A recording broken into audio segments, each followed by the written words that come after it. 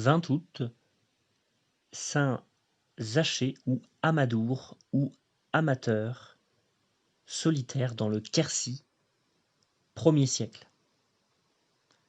Patron des aubergistes. D'après une tradition fort ancienne, disent les petits bollandistes, au 26 août, confirmée par l'autorité du pape Martin V par une bulle de 1427, et les récentes découvertes agéologiques, saint Amateur est le même personnage que Zaché, dont il est parlé dans l'Évangile et que l'on croit être l'époux de sainte Véronique.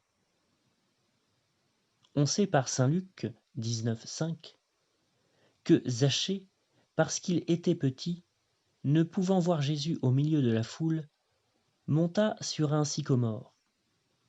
Et Jésus l'apercevant lui dit « Zaché, descends vite, je viens loger chez toi. » Il était tout naturel que les aubergistes choisissent pour leur patron celui dont notre Seigneur avait ainsi réclamé l'hospitalité.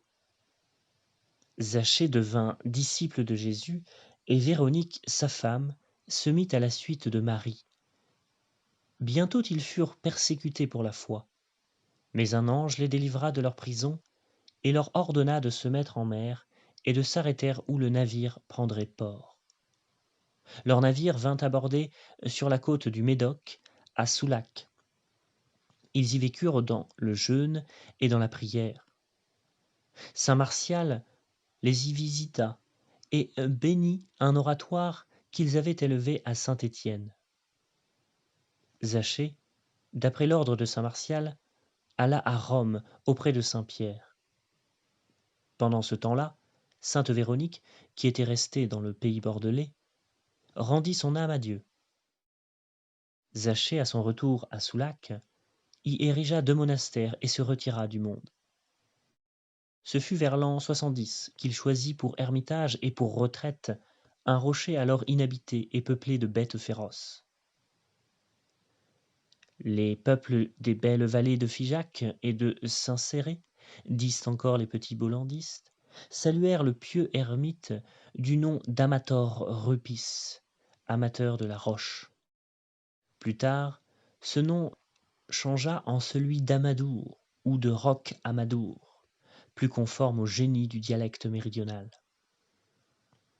Les habitants du pays étaient presque sauvages. Saint Amadour les évangélisa et érigea dans le rocher un autel en l'honneur de Marie, sur lequel il plaça une petite statue de la mère du Sauveur, qu'il avait façonnée lui-même et qui est encore exposée à la vénération des fidèles.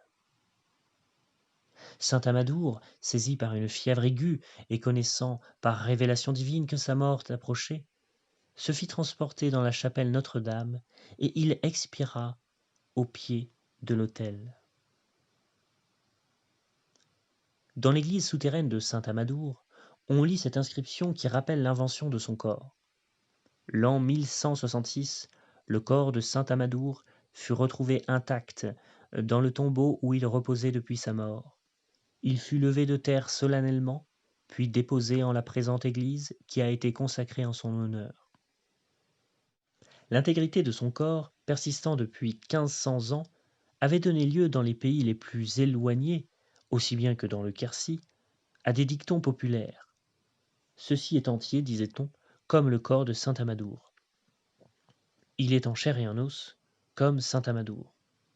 Et l'abbé Corblé cite ce dernier en patois de la Picardie, où il est populaire, en chair ou en os, comme saint Amadou. En 1562, les Huguenots essayèrent de brûler les reliques de saint Amadour, mais le feu parvint seulement à les noircir sans pouvoir les consumer. Elles furent également attaquées et profanées en 1793. Aussi, il ne reste plus que 2 reliquaires qui contiennent encore plusieurs ossements que le feu n'a pas même endommagés. Le pèlerinage de Rocamadour, 18 fois séculaire, d'après les petits bollandistes, est encore aujourd'hui un des plus célèbres de France. Guide du pèlerin de Rocamadour, approuvé le 9 septembre 1862 par Monseigneur Bardou, évêque de Cahors, et les petits bollandistes.